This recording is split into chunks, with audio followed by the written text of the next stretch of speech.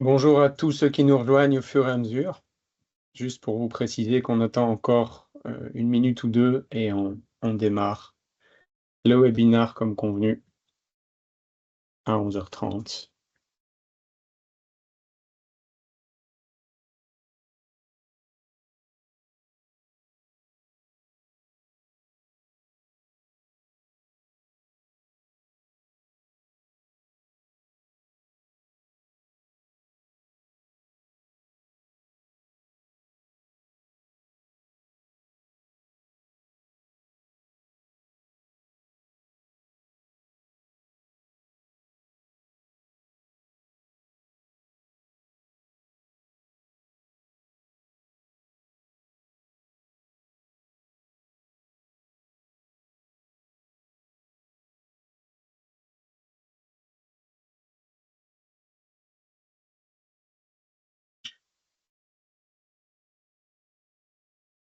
Bien, eh bien, vu le timing voulu de la demi-heure, je propose de démarrer. Donc, merci à tout le monde de nous rejoindre et pour ce webinaire autour de l'IA. Donc, on va d'emblée passer au deuxième slide, sachant qu'en plus, ce webinaire est enregistré. Juste un tout petit mot, comme on vous le disait dans l'invitation, on ne va pas vous refaire une autre présentation, une énième présentation de ce qu'est ChatGPT, ni Copilot, ni ce que c'est l'IA en général. On va vraiment faire un focus aujourd'hui, et c'est un choix assumé, de ce qu'est un assistant IA dans un scénario d'une gestion avec du multi-agent. Donc en pratique, on a une demi-heure devant nous dans laquelle on va être très pragmatique, suivi de 15 minutes de questions-réponses. Vous voyez en principe dans le bandeau du haut de la réunion un petit onglet Q&A ou QR pour questions-réponses, dans lequel vous pourrez effectivement poser vos questions au fur et à mesure, hein, n'attendez pas d'être à la fin du webinar. On prendra ces questions une à une et on y répondra après les 30 minutes de présentation. Vos micros sont fermés par défaut, comme on est relativement nombreux pour éviter donc les interférences. Si vous avez un souci technique, n'hésitez pas sur le chat, on tentera d'y répondre. Et comme je vous l'expliquais, donc le webinaire est enregistré. Comme vous êtes inscrit, vous recevrez automatiquement, courant de journée, début d'après-midi, en principe, le lien vers l'enregistrement pour pouvoir le revisionner. Voilà, voilà. Merci Arnaud. On va tout de suite passer un tout petit mot d'introduction très très bref pour vous servir aujourd'hui. Donc on a co-organisé ce séminaire Contrast et Sagacify. Donc Contrast, c'est une software factory Contrast Digital au sein du groupe Contrast Europe. Donc on est 130 collaborateurs au sein d'un groupe de plus de 450 personnes. Notre métier, c'est réellement de maîtriser les technologies pour les mettre à disposition du client et tout ça avec une approche très pragmatique. C'est ce qui a fondé notre volonté ici d'intervenir avec Sagacify. Et d'ailleurs, Eric, ce webinaire, à mon sens, rentre ici tout à fait dans le cadre de notre métier et de notre mission. Oui, en effet, Grégoire, notre métier est quand même d'aider les entreprises au travers des technologies à améliorer le processus, à apporter un peu d'efficience aussi dans les processus. Et je pense que ici, pour faire ça, ben, c'est pas tellement on dit comme enabler des technologies. Et je pense qu'ici, sur le sujet, l'intelligence artificielle, ben, on se doit d'agir un peu en explorateur et puis de venir présenter en quoi ces technologies peuvent aider à apporter justement un peu d'efficience, à améliorer les processus au sein des organisations. Merci Eric. Et pour ça, donc, on s'appuie sur Sagacify, un partenaire qui est actif exclusivement sur l'intelligence artificielle, hein, quand chez Contrast on fait d'autres choses et qu'on vient compléter l'offre de Sagacify en l'intégrant l'IA dans les systèmes d'information chez nos clients. Sagacify, c'est une boîte de plus de 30 experts en IA aujourd'hui, avec pas mal de projets en production chez quelques dizaines de clients répartis en Belgique et ailleurs. Et ça me donne l'occasion ici de passer la main à Arnaud, qui est l'expert et responsable de l'innovation chez Sagacify. Arnaud, ton micro est muté. Alors, je ne sais pas si c'est normal.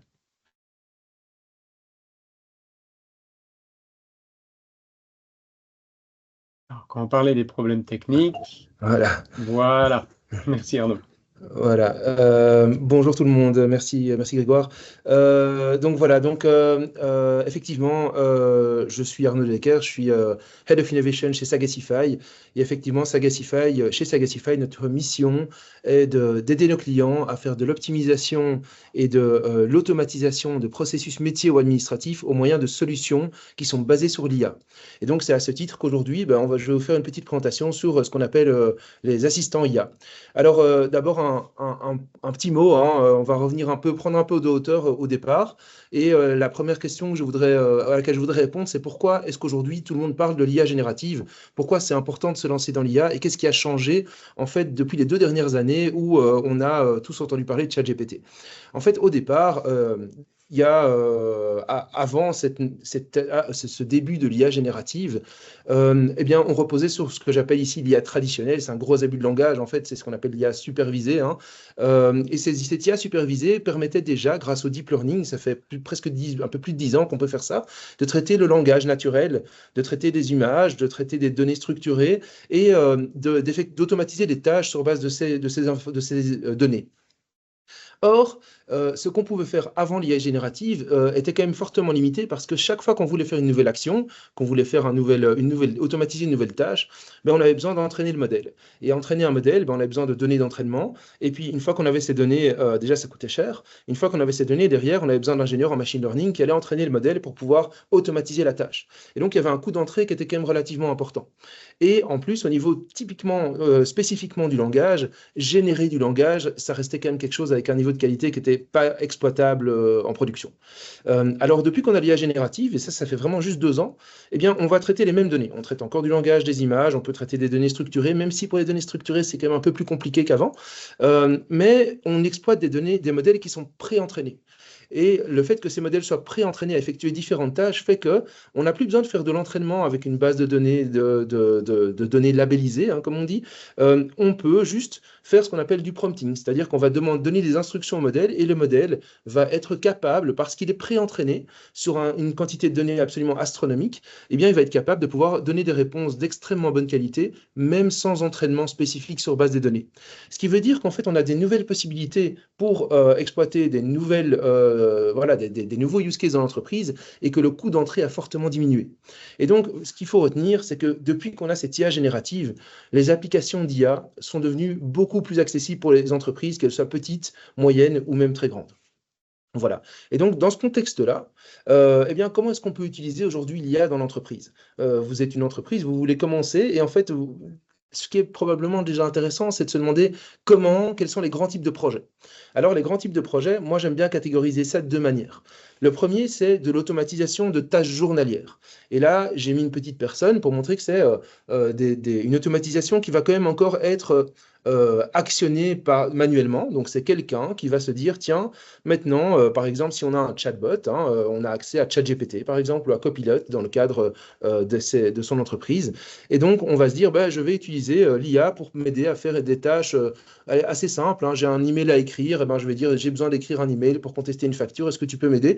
Et on va avoir très rapidement l'IA qui va nous permettre d'avoir un texte de très bonne qualité et ça peut nous aider, par exemple, à accélérer typiquement l'écriture de cet email. Alors, simplement, le problème est que ces IA, si vous allez sur ChatGPT, eh bien, ces IA n'ont pas accès à vos données internes de votre entreprise. Et donc, vous pouvez leur demander des choses comme ce que je viens de demander, mais dès qu'il faut aller extraire des informations qui sont typiquement sur vos serveurs, dans des documents internes, etc., eh bien, ça ne fonctionne plus. Alors, c'est là qu'on a ce qu'on appelle l'assistant IA. Et l'assistant IA, en fait, c'est quoi? C'est toujours ce même chatbot. On peut toujours imaginer ChatGPT, hein, ou en l'occurrence Copilot, ou la Perplexity. Il y a beaucoup de solutions qui existent. Et on leur donne accès aux données de l'entreprise. Ce qui veut dire que l'IA va quelque part oublier toute la connaissance qu'elle a sur tout ce qu'elle a lu d'Internet précédemment et elle va se baser, quand on lui pose une question, sur tous les documents auxquels elle a accès de l'entreprise pour pouvoir répondre. Et donc, on peut lui poser des questions beaucoup plus précises et finalement gagner beaucoup d'efficacité opérationnelle quand on a besoin d'aller faire de la recherche d'informations, quand on se pose des questions pour répondre à des clients, etc., etc. Il y a beaucoup de use cases et on va y venir plus tard. L'autre manière d'automatiser dans l'entreprise avec l'IA, c'est de faire de l'automatisation de processus métier. Et là, on est sur complètement autre chose. On va on va vraiment faire de l'automatisation d'un processus et c'est plus un humain qui va être à la base de ça. On peut imaginer mettre en place un programme qui va aller prendre tous les emails que vous recevez dans votre entreprise et qui va aller les traiter.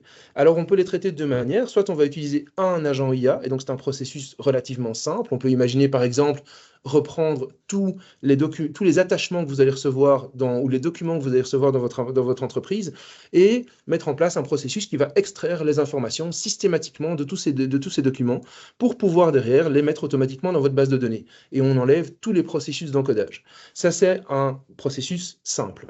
Mais on peut imaginer des processus plus complexes qui font appel à ce moment-là à plusieurs IA en collaboration. C'est ce qu'on appelle les processus multi-agents. Et donc là, on peut imaginer, par exemple, ne plus juste traiter les documents, mais on pourrait imaginer traiter les emails. Et donc, par exemple, on pourrait imaginer avoir une IA qui va lire les emails, comprendre ce qu'on demande, une autre qui va être spécialisée dans l'extraction d'informations pour identifier le client ou la personne qui a fait la demande et automatiquement rentrer dans un CRM ou dans un ERP qui a un suivi à faire par rapport à cette personne. Et puis, on peut imaginer aussi avoir de nouveau cet agent IA qui va faire l'encodage de tous les attachements qu'il va trouver. Et puis, on peut encore imaginer qu'une dernière IA reçoit toutes ces informations et en fonction de tout ça, fasse une proposition de réponse automatisée pour l'email. Et donc ça, on est vraiment sur un processus où on fait appel à plusieurs agents IA. Alors, pour faire ça, il y a plusieurs technologies. J'ai remis ChatGPT parce qu'on peut toujours utiliser alors ça aurait aussi pu être Copilot ou les autres. On peut utiliser les modèles IA qu'on appelle propriétaires pour pouvoir faire ça, ou des modèles open source comme Llama 3.1. Il y en a une multitude. Il y a plein de modèles IA aujourd'hui génératifs qui permettent de faire ce genre de tâches. Ça, c'est pour la partie modèle IA. Après, il faut avoir des outils d'automatisation de workflow pour pouvoir faire parler ces IA et faire transiter, quelque part construire ce modèle de transit de données pour arriver à résoudre un problème. Alors, on a par exemple Make qui existe, ou on peut utiliser Azure AI Studio pour arriver à faire des choses. Et alors, des sociétés comme la mienne, la nôtre, Sagacify, font aussi ce genre de choses et font aussi ce genre d'automatisation de workflow. Donc, maintenant qu'on a un peu pris de la hauteur, on a compris les différentes manières de créer des automatisations avec l'IA, eh bien, comment est-ce qu'on peut en pratique, à quoi ça ressemble en pratique dans une entreprise? Eh bien, si je regarde, voilà, j'ai mon entreprise ici, eh bien, je vais commencer par mettre en place d'abord, on va dire, on va faire ça en augmentant le niveau de maturité au fur et à mesure. La première chose qu'on peut faire, c'est dire, je vais former mes employés, je vais prendre un abonnement sur un chatbot quelconque, Copilot, ChatGPT, ce qu'on veut, et j'ai des petits use cases faciles, comme j'ai parlé d'écriture de mail. Donc, je vais former mes employés à l'utilisation de l'IA pour pouvoir faire ce genre de requêtes, entre guillemets, très simples, qui ne demande pas d'accès aux données internes à l'entreprise. La deuxième niveau, quelque part, c'est de créer des assistants IA. Alors, je dis des assistants IA parce que l'idée, c'est que ces assistants soient spécialisés et aient accès, en fonction du use case, aux bases de données qui supportent justement les demandes qu'on va lui faire, et qu'on puisse aussi les particulariser pour qu'ils soient experts à répondre aux questions spécifiques d'un département ou d'un use case. Donc, typiquement, on peut avoir un assistant IA qui va être spécialisé dans le fait de pouvoir répondre aux questions des clients. C'est ça qu'on va voir tout à l'heure dans le webinaire. Mais on peut aussi en avoir un qui va aller supporter les vendeurs dans leur processus de vente parce que, par exemple, il connaît tout sur les produits et tout sur les procédures de vente et il peut les aider à faire de la rédaction d'offres. On peut avoir un agent IA pour aider l'équipe marketing à faire du coup des propositions de posts qui soient relevants et intéressants. Et on peut aussi imaginer mettre un assistant IA sur le site web qui agirait un peu comme un vendeur sur le site. Et parce que, de nouveau, il connaît tout sur les produits et il peut conseiller les clients dans l'exploration des produits de l'entreprise pour qu'ils arrivent à trouver quelque chose qui leur correspond. Alors, l'étape d'après, ce serait d'utiliser un agent IA. Typiquement, ce qu'on pourrait imaginer, c'est avoir un agent IA qui va aller enregistrer les réunions pendant qu'elles ont lieu et qui va, après la réunion, faire un résumé de tout ce qui s'est dit. Ou alors, on peut, comme je l'ai dit précédemment, avoir un outil qui va aller faire de l'encodage automatique de tous les types de documents qu'on peut avoir dans l'entreprise. Et alors, la dernière étape, c'est d'utiliser des multi-agents pour, par exemple, traiter les emails, comme j'ai déjà expliqué, mais aussi peut-être faire de la gestion des incidents sur une chaîne de production. On va aller sur base des rapports d'incidents qui ont lieu sur la chaîne de production, proposer des solutions les plus du passé qui vont permettre de résoudre la problématique, écrire les rapports d'incidents, etc., etc. Ou on peut imaginer un agent IA qui fait du support à la vente en allant chercher des leads, personnaliser les emails qu'on va envoyer, automatiquement remplir les calendriers lorsqu'on a des réponses, etc., etc. Donc les possibilités sont extrêmement larges et sont extrêmement intéressantes en termes vraiment d'optimisation vraiment de tous les processus dans beaucoup de départements. Et donc ça supporte vraiment tout le développement de l'entreprise. Une chose intéressante quand même à relever à ce stade, c'est que évidemment, on ne fait pas tous ces projets en parallèle. Hein. On commence par des premiers projets simples et puis au fur et à mesure, on itère. Et donc, ce qui est intéressant, c'est que dès le départ, il faut avoir une solution technologique qui permet non seulement de supporter les premiers projets IA de l'entreprise, mais il faut que cette solution soit suffisamment flexible et adaptative que pour pouvoir supporter tous les autres projets IA de la roadmap. Parce que sinon, on court quand même le risque d'avoir une grosse dispersion au niveau des fournisseurs et aussi au niveau des données qui commencent à être envoyées chez tous les fournisseurs IA qu'on va utiliser. Voilà, donc ça c'est un peu le contexte. Et donc, en imaginant un petit peu, voilà, ça c'est mon entreprise aujourd'hui, le sujet du webinaire qu'on est en train de faire maintenant, c'est vraiment de se focaliser sur ces outils d'assistant IA. Alors, je vais expliquer maintenant qu'est-ce que c'est qu'un assistant IA. Eh bien, vous pouvez imaginer, j'imagine que beaucoup d'entre vous ont déjà utilisé ChatGPT ou un chatbot. Eh bien, on peut imaginer que ce chatbot est connecté à vos données internes de l'entreprise et grâce à ça, il va pouvoir les utiliser pour répondre à vos questions. Donc, comme j'ai mis sur le petit schéma ici, eh bien, à la base, si on utilise ChatGPT, on pose une question, ChatGPT va la recevoir et va créer une réponse. Jusque-là, c'est très simple. Alors, si on a un assistant IA, c'est vraiment presque la même chose, sauf qu'on va donner à l'assistant IA non seulement accès aux données de l'entreprise, mais aussi à des exemples de réponses qui vont bien typiquement pour un département spécifique. Et grâce à ça, l'assistant IA va pouvoir proposer des réponses adaptées à votre département, à votre use case. Alors, à quoi ça ressemble? Eh bien, ça va ressembler de nouveau un petit peu à un ChatGPT. Donc, on va avoir une interface dans laquelle on va pouvoir écrire, poser ses questions, et l'IA va répondre à partir de cette interface. Donc, typiquement, l'exemple, moi je voudrais montrer un exemple maintenant dans le cas de ce binaire, et j'ai pris un exemple d'un syndic d'immeuble. Donc j'ai un assistant IA que je vais montrer qui est dédié à répondre aux questions des habitants d'un immeuble. Alors normalement, qu'est-ce qui se passe? Aujourd'hui, si les habitants de l'immeuble ont une question, ils vont la transmettre à un employé du syndic qui va recevoir un grand nombre de questions. Et le problème, c'est que les informations sont disséminées dans différentes bases de données et qu'il en a beaucoup. Et pendant ce temps-là, il doit gérer d'autres choses. Et donc, en fait, s'il doit commencer à chercher dans quel document se trouve l'information à chaque fois qu'on lui pose une question, ça lui prend un temps extrêmement important. Et l'idée, c'est d'accélérer fortement tout ce processus de recherche d'informations et de rédaction de réponses pour qu'il puisse gagner énormément de temps. Alors, comment ça marche? On reçoit une question, hein. Et donc, cette question va être transmise à un premier agent IA qu'on appelle un orchestrateur. Alors, c'est quoi le rôle de cet orchestrateur? C'est de, premièrement, décomposer la question en ces différents éléments. Par exemple, si je pose plusieurs questions, il faudra avoir différents bullet points, on va dire. Et pour chacune de ces questions, pour chacun des éléments de questions qui ont été posés, eh bien, l'orchestrateur va aller poser des questions à différents agents IA, à différents agents qui sont devant des différentes bases de données. Et ces agents sont spécialisés pour extraire l'information de différents types de données différents.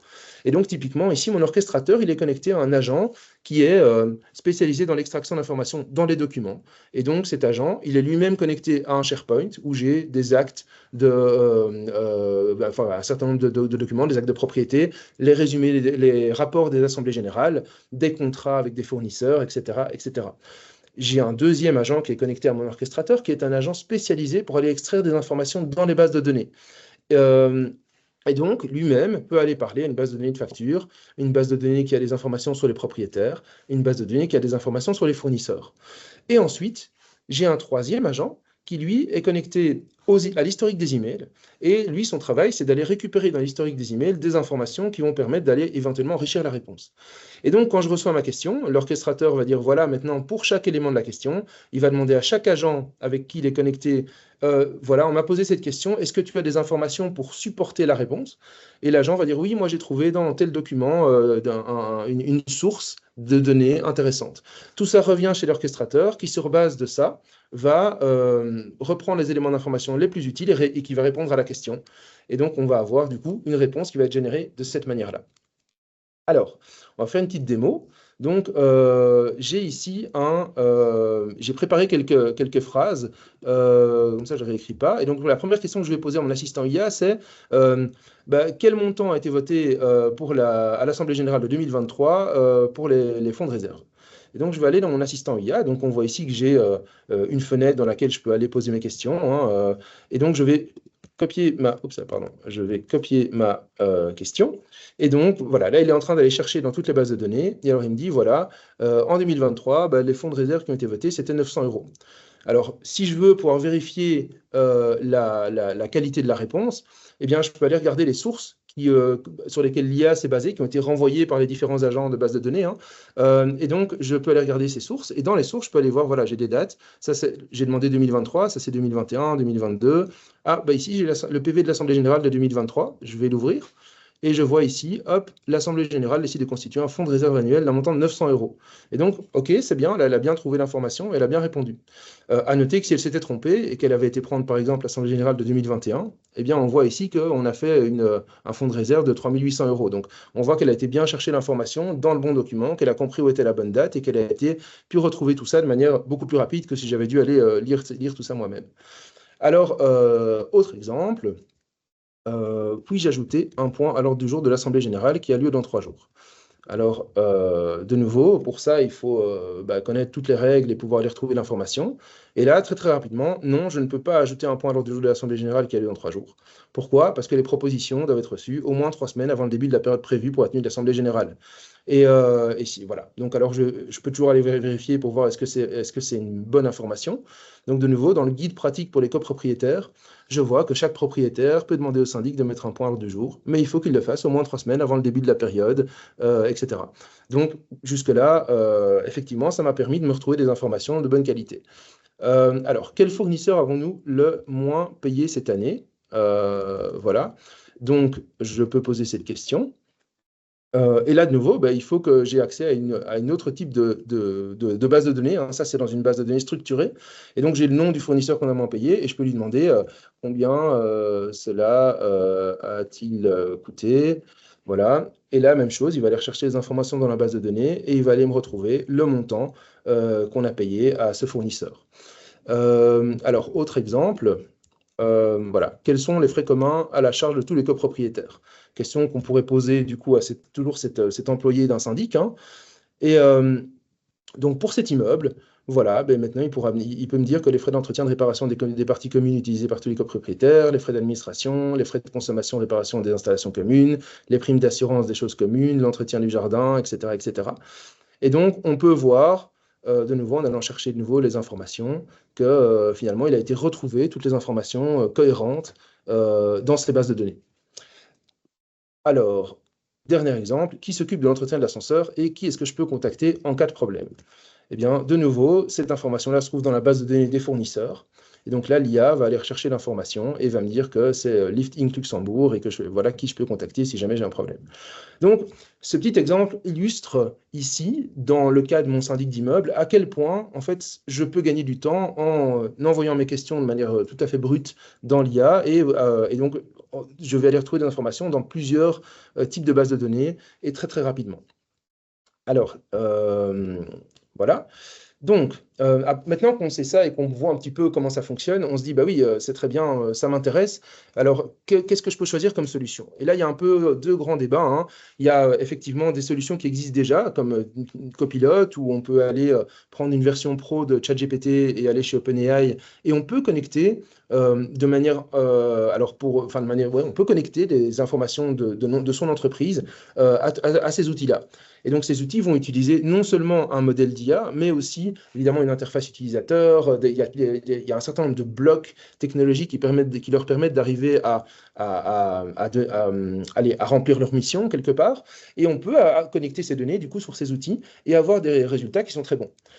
Simplement, pour certains use cases, avec une utilisation un peu plus avancée, typiquement quand on a une base de données déjà structurée, mais aussi quand on a besoin parfois de plus de customisation, d'un niveau un peu plus avancé de contrôle sur la technologie qu'on utilise, en particulier sur les modèles, c'est peut-être intéressant de penser à des solutions, des plateformes sur lesquelles on a plus de contrôle. Aussi, typiquement, si on veut faire de l'automatisation de workflow avec ces outils, comme par exemple avec Copilot, on peut utiliser Azure AI Studio et mettre en place de l'automatisation de workflow, le coût par rapport au volume de requêtes qu'on va faire est rapidement assez important. Et donc, du coup, il y a un avantage à sortir de ce genre d'écosystème si on a des volumes très importants à traiter. Et de la même manière, on est quand même lié à tout un écosystème qui est propriétaire, avec les conséquences que ça a, c'est-à-dire que si la technologie à un moment avance très vite, ben, on est dépendant de la vitesse à laquelle ces gens vont aller mettre en place tous les développements. On est aussi fortement dépendant quand même, si jamais on veut à un moment migrer ou changer de fournisseur, c'est pas toujours très facile de sortir d'un écosystème comme ça, en particulier si on a développé un certain nombre de process qui sont devenus un peu stratégiques sur le fonctionnement de la boîte. Et donc, nous, ce qu'on propose, c'est non seulement c'est d'avoir un peu une plateforme qui permet de faire la même chose, hein. Donc, mais simplement, elle est constituée de blocs qui sont open source, qui sont supportés par toute la communauté et dans lesquels on peut arriver à mettre, par exemple, tous les modèles open source qu'on voudrait utiliser, mais aussi des modèles propriétaires si on le veut. Et alors, on a un certain nombre de blocs technologiques qu'on ne trouve pas nécessairement toujours chez les fournisseurs en propriété, enfin, les fournisseurs de modèles propriétaires, comme par exemple des calculs de KPI de qualité sur les résultats, qui nous permettent, quand on fait par exemple un processus, on va faire appel à de l'IA à plusieurs endroits dans le processus. Si on sait bien la tâche qu'on a attribuée à cet élément, cet endroit, cet endroit où on va faire ce processing avec l'IA, eh bien, on peut mettre en place des KPI de qualité pour lever un drapeau rouge si jamais on voit que l'IA, par exemple, fait des hallucinations, n'a pas le niveau de qualité attendu dans la réponse, etc., etc. Alors, non seulement, effectivement, pour avoir un assistant IA, comme ce que je montre ici, hein, on a quelqu'un qui peut aller poser des questions à toute une stack de technologie IA connectée aux données.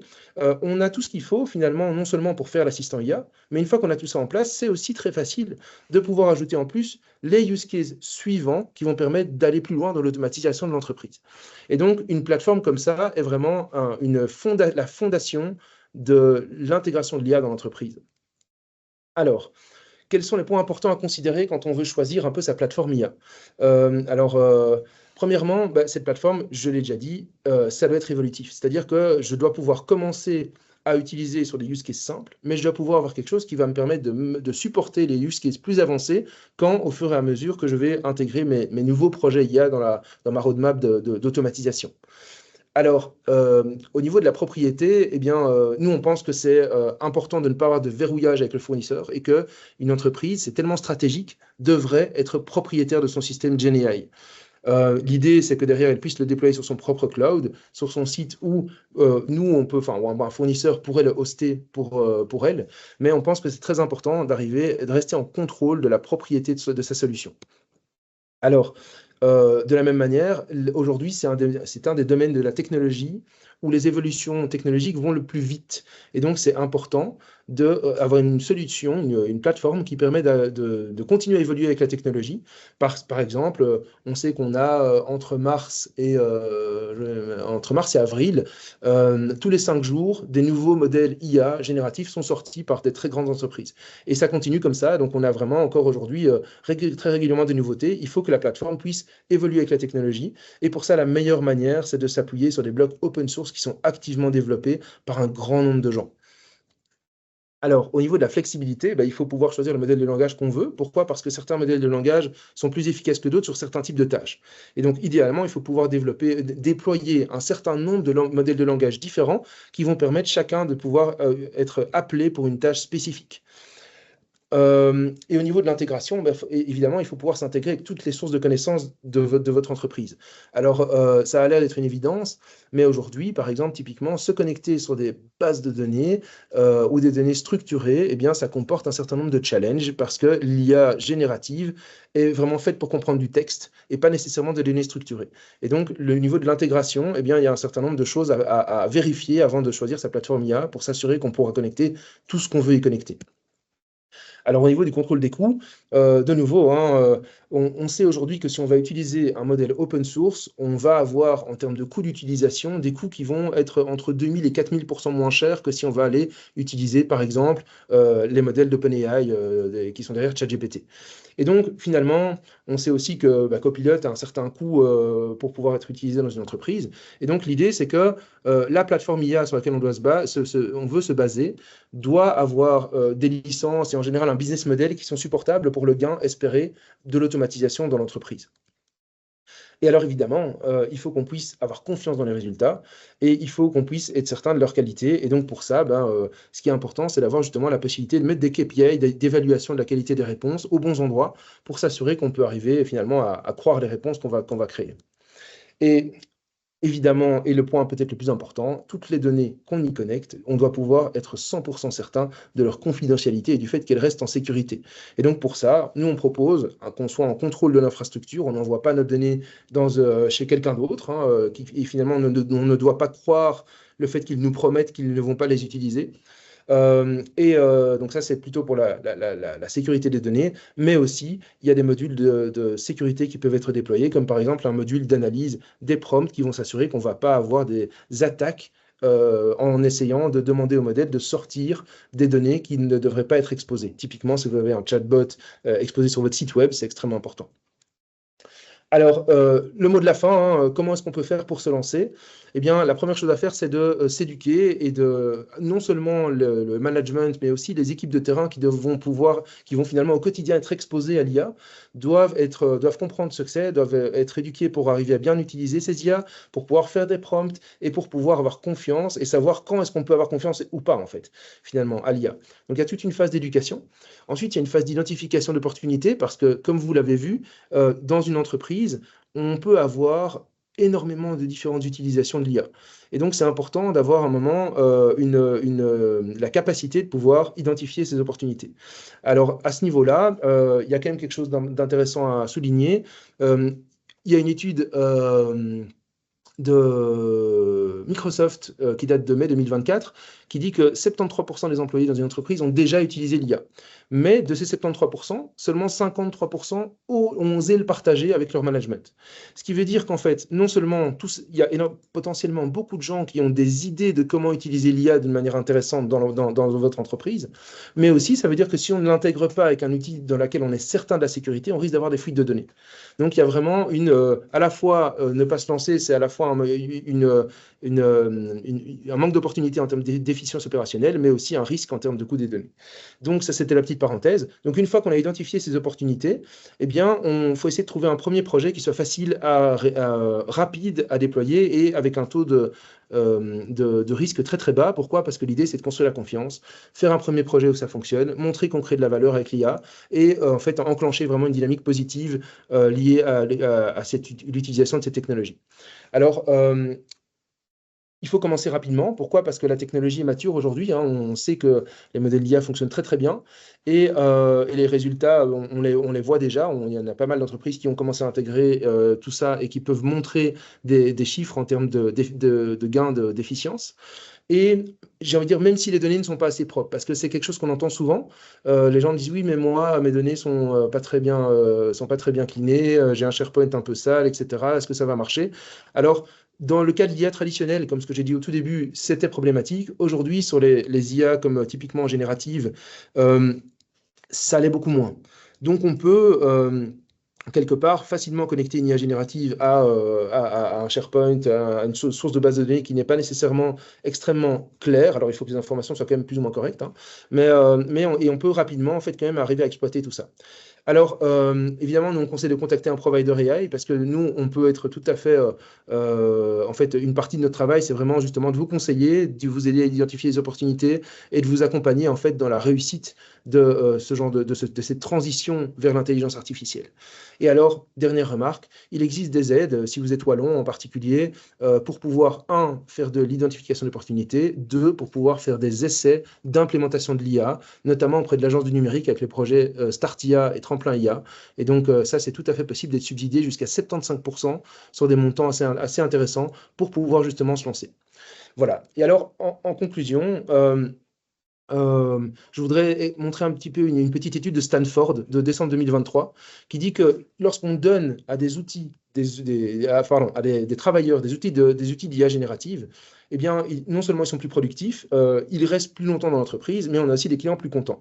Et au niveau des gains de productivité, on a vu que si on parle en termes de nombre de tâches qu'ils font par heure, eh bien, ils sont jusqu'à 14% plus productifs que sans ces outils. Et pour les employés qui sont encore plus juniors et qui ont moins d'expérience, c'est jusqu'à 35% de gain de productivité. Donc, c'est vraiment des chiffres qui sont très impressionnants. Et donc, ça montre à quel point c'est important de considérer en fait, le fait de cette intégration de l'IA. Voilà. Donc, Merci Arnaud. J'en conclus qu'au plus on avance en âge, au moins on a besoin de l'IA l'IA, c'est ça. potentiellement. Blague à part, le temps passe à toute vitesse. Il nous reste 10 minutes pour adresser au moins 2-3 questions. On a une question qui était celle-ci. Comment est-il garanti que l'information mentionnée dans la réponse est correcte pour les informations en base de données? Pour les informations en base de données spécifiquement, eh bien, c'est pas. Alors, avec l'IA générative aujourd'hui, c'est pas garanti. Donc, effectivement, c'est quelque chose qu'il faut encore. On ne peut pas encore supprimer complètement l'humain d'un processus où on va aller poser ces questions. Il faut encore avoir, la possibilité d'aller vérifier les sources. Et c'est pour ça que dans la démo que j'ai montrée, on a les sources qui sont affichées parce que ça permet, quand on a des processus qui sont critiques, sur lesquels on doit être certain d'avoir une réponse qui est 100% juste, ça permet d'avoir une réponse pré-préparée. Alors, soit on sait, on peut arriver à évaluer avec notre connaissance interne ah oui, c'était ça, je sais, oui, ok, c'est bon, je peux accepter. Ou alors, effectivement, il faut aller ouvrir les sources, comme ce que j'ai fait devant vous, pour pouvoir aller s'assurer du fait que l'IA a bien répondu. Et ça, c'est quelque chose dont on ne peut pas encore s'affranchir complètement aujourd'hui. Et donc, en fait, la manière de faire généralement, c'est que en fonction du coût d'une erreur potentielle alors on va décider si on va passer le temps à faire de la vérification ou pas. Mais par contre, effectivement, faire juste de la vérification, généralement, ça va beaucoup plus vite que si on doit aller chercher l'information, se demander où elle est, aller dans les fichiers, l'extraire, et puis après ça, seulement pouvoir faire la réponse. Donc on reste quand même sur un gain de temps, même s'il faut encore faire de la vérification. Si Très je bien, peux merci Arnaud. si je peux juste compléter, Grégoire, je dirais, Arnaud, pour moi, c'est même à intégrer dans les cas d'usage sur lesquels on va se lancer. C'est-à-dire qu'il faut intégrer dans le cas d'usage que l'intelligence ou l'assistant IA n'est pas une entité qui ne se trompe jamais, mais qu'il faut justement intégrer dans le process qu'il y a ce risque ce qu'on appelle les hallucinations, et que justement, c'est dans le processus de mise en œuvre, parce que l'on vient faire la référence avec les sources, etc., qu'on permet ou qu'on donne les outils, quelque part, à l'humain de garder son esprit critique pour valider et compléter la réponse. Tout à fait. Et effectivement, c'est vraiment le rôle d'un expert, justement, en IA, de faire ça. Parce que, évidemment, nous, on a ça depuis très longtemps. Et quand on veut automatiser des tâches, eh bien, en fait, si vous rencontrez un jour un provider IA qui vous dit « je vais faire 100%, tout va aller bien, vous pouvez enlever l'humain de votre processus », je vous conseille de partir en courant. Parce qu'en fait, une grande partie du métier, c'est aussi arriver à voir comment on va pouvoir transformer les processus métiers pour pouvoir justement garder encore cette surveillance de l'humain, pour être certain qu'on crée de la valeur et on prend des décisions correctes. Mais comment est-ce qu'on va le faire? Eh bien, ça dépend, comme j'ai dit, du niveau de risque. On peut éventuellement aussi designer en fonction des différents types de problématiques. On peut privilégier certaines erreurs à d'autres. Je prends l'exemple très connu, si jamais j'ai quelqu'un qui typiquement, je veux faire de la détection de cancer, eh bien, c'est mieux de dire à quelqu'un qu'il a un cancer alors qu'en fait il n'en a pas, même s'il va stresser après ça et faire un examen complémentaire, que de dire à quelqu'un c'est bon, vous n'avez rien, alors qu'en fait il a un cancer. Et donc typiquement, le poids de certaines des erreurs, des faux positifs et des faux négatifs, comme on les appelle, peuvent être très différents. Et c'est pour ça que dans les processus métiers, avant d'intégrer de l'IA, il faut quand même une forme d'analyse pour se poser les bonnes questions et en fait comprendre comment, avec un modèle qui est toujours imparfait, transmettre la bonne information par le bon canal à la bonne personne dans les bonnes conditions de risque. Très bien, très bien. Je crois que ça répond. Alors évidemment, chacune de ces questions peut faire l'objet d'un débat à part entière, hein. On en a une autre ici qui est posée deux fois, donc Daniel qui revient deux fois sur le sujet, et ça me semble très important. Question de sécurité. Comment est-ce qu'on garantit le respect des droits d'accès sur des infos qui sont notamment confidentielles ou sensibles? Des droits d'accès. Donc là, on parle au niveau justement interne, au niveau interne dans l'entreprise, ou est-ce qu'on veut éviter les fuites de données à Considérons l'extérieur? l'interne de l'entreprise dans un premier temps. Je propose, parce que C'est ça, sans trop élargir le débat, et je précise qu'il nous reste 6 minutes c'est ça. pour deux Ok. questions encore. Mais alors, de nouveau, hein, je pense que là, ce qu'on a vu, si on revient sur le petit schéma que j'ai montré précédemment sur l'intégration de l'IA dans l'entreprise, eh bien, on peut voir qu'ici, il n'y a pas un module IA pour tout le monde. Donc, typiquement, les bases de données qu'on va connecter et les niveaux de sécurité des données qu'on va partager vont dépendre de ce qu'on veut, du workflow qu'on veut supporter. Et donc, typiquement, je ne vais pas aller, j'invente, mettre les accès aux fiches de paye de tous les employés et donner accès à un modèle IA qui a ça dans ses bases de données aux gens qui vont faire du marketing. Ça n'a pas de sens. Par contre, peut-être que c'est utile pour des RH. Et donc, en fait, voilà, ça, de nouveau, il n'y a pas qu'un seul workflow. Ce qui est important de nouveau, c'est de pouvoir dire, je vais me connecter à plusieurs sources de données. Et ensuite, quand on veut instancier un workflow spécifique pour répondre à une certaine problématique, eh bien, on va dire, ces gens-là, ils ont besoin des bases de données A, C et D, mais pas de la B. Et donc, du coup, on va leur permettre d'avoir ça. Et donc, ça, c'est une première forme d'arriver à avoir du contrôle. Chez nous, on préfère faire ça parce que du coup, il n'y a pas de connexion physique entre l'assistant IA et les utilisateurs, à donner des instructions spécifiques à l'IA en disant si jamais telle personne te demande, tu peux pas répondre ça parce qu'en fait, souvent, ça on peut craquer. Ça. Voilà. Ok. Vaste question qui fait réellement partie d'un projet d'intégration et qui prend en compte évidemment la sécurité de l'information et derrière ça, toute la classification de l'information et autres, et la gestion des droits et des rôles dans l'entreprise. Alors, on a ici une question donc de comment, probablement la dernière question qu'on pourrait adresser, comment sont gérées les langues, hein, question en français, des infos disponibles en néerlandais, par exemple. Ah oui, alors ces IA nativement sont disponibles en multilangue. En fait, c'est-à-dire qu'on ne doit rien faire, c'est géré automatiquement avec un niveau de qualité qui est excellent. Je vais donner un exemple un petit peu extrême. J'ai reçu dernièrement des données d'une grande banque française qui m'a demandé d'aller traiter des documents japonais écrits en japonais, en idéogramme japonais. Et donc, en fait, je n'ai rien fait. C'est-à-dire qu'on a dit retrouve telle information, nom de famille, prénom, etc. Et en fait, les noms des colonnes étaient écrits en japonais. Moi, j'ai demandé à l'IA en français, j'ai dit retrouve-moi le nom de famille. Et toute seule, elle a traduit même quand c'était pas dans le même alphabet, quoi. Donc ça, c'est vraiment pas du tout un problème. Et le niveau de ce qu'on va obtenir en tant que réponse en allemand, en français, en anglais ou en néerlandais, vu qu'on est en Belgique, est excellent aujourd'hui. Voilà. Et donc, typiquement, ce qu'on essaie de faire, c'est qu'on essaye de demander à l'IA que si je te pose une question en néerlandais, bah, réponds en néerlandais comme ce qu'on a vu dans la démo. Voilà. Mais sinon, tout est géré nativement. Très bien. Eh bien, avec ça, je crois qu'on a fait le tour des quelques questions qu'on avait. J'espère que pour chacun de vous, le webinaire aura été instructif. Pas évident, étant donné que les niveaux de maturité des uns et des autres ne sont pas nécessairement les mêmes. Néanmoins, donc, je vous invite à revisionner ce webinaire si vous le souhaitez. Et en tout cas, n'hésitez pas si vous avez quoi que ce soit comme autre question. Je vois qu'il y a une personne qui lève encore la main. Euh, j'ai du mal à revenir effectivement identifier qui c'est.